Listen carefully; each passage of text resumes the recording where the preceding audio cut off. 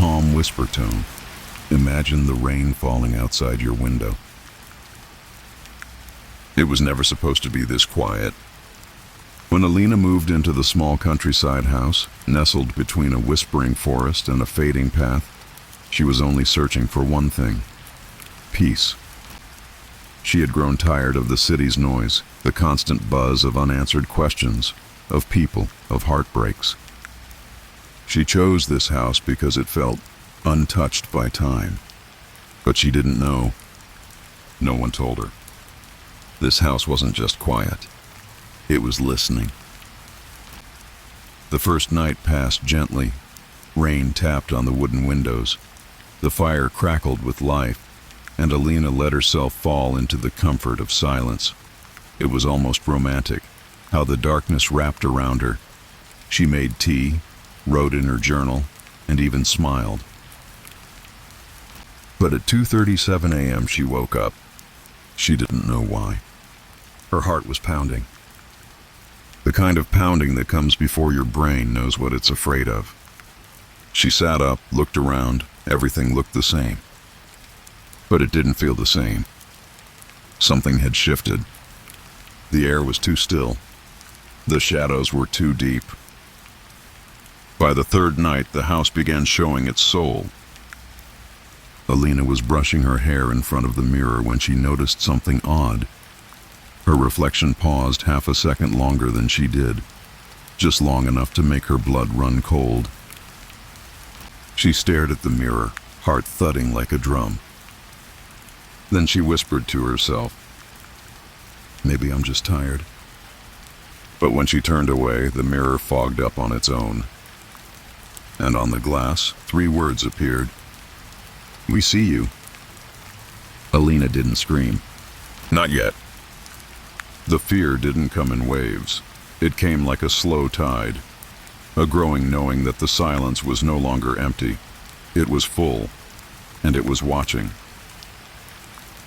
That night, as she lay in bed, thunder rumbled far in the distance. Her window slowly creaked open by itself. The candle beside her flickered violently, and just before the flame died, she heard it. A voice. Soft, close. Almost inside her head. "Don't leave. Stay with us." The next morning she packed. She had seen enough. But as she reached for the doorknob, her fingers turned cold. Frozen. The door wouldn't move. No matter how hard she pulled, pushed, kicked, or cried, the door remained closed. She was trapped. And outside, the trees were whispering now. Whispering her name.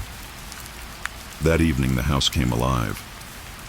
The wallpaper started peeling itself back in long, curling strips, revealing scribbled words behind it.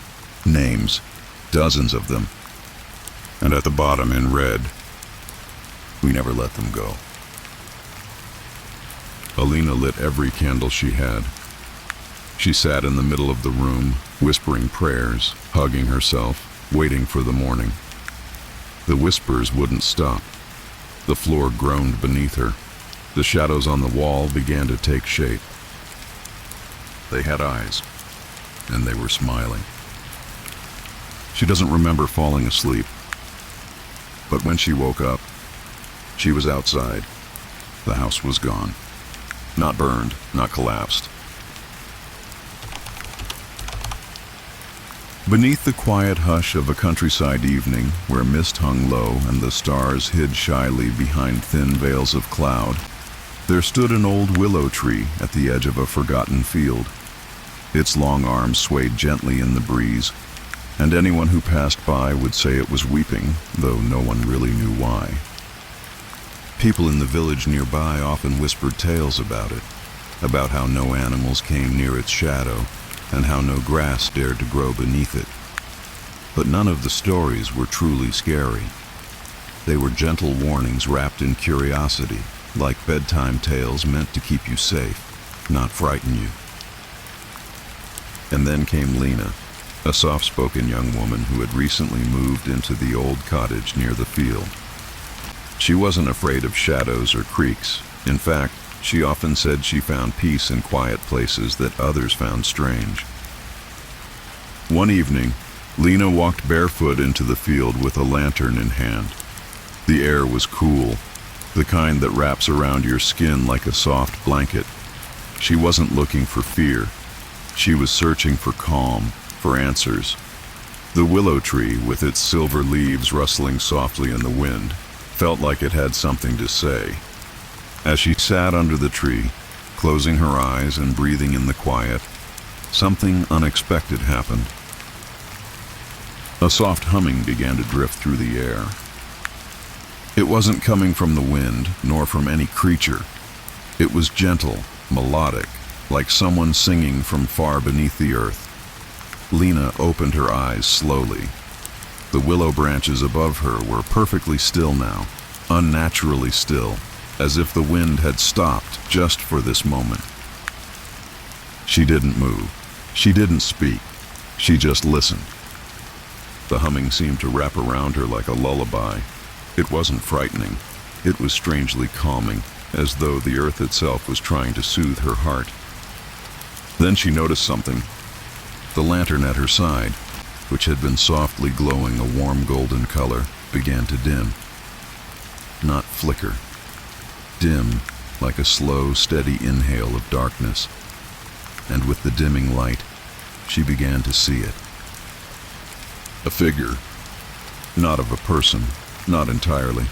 More like a shadow made of mist, shaped like a woman, standing just beyond the edge of the willow's reach. She didn't move closer. She only stood there, humming. Lina didn't panic. She whispered, "Who are you?"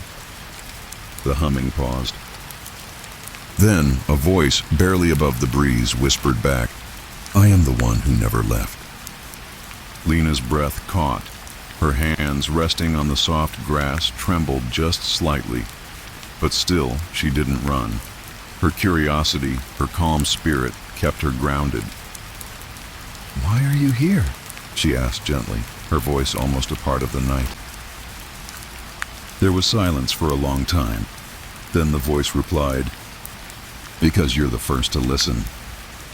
And as soon as those words touched the air, the willow's leaves began to move again, like fingers brushing through an invisible river.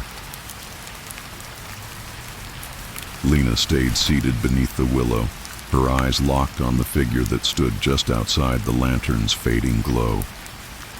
The voice's words echoed in her mind. "Because you're the first to listen." There was no menace in the air, only an aching stillness, like something forgotten had finally been remembered. The misty figure lifted one arm as if beckoning. Lina stood slowly, her breath steady despite the cold that had settled deep into her bones. She took one step forward, then another. The ground beneath her feet didn't crunch or crack. It felt softer than before, like walking on a dream. "Where are you leading me?" she asked quietly. The figure didn't answer in words, but the humming began again, soft and melancholic.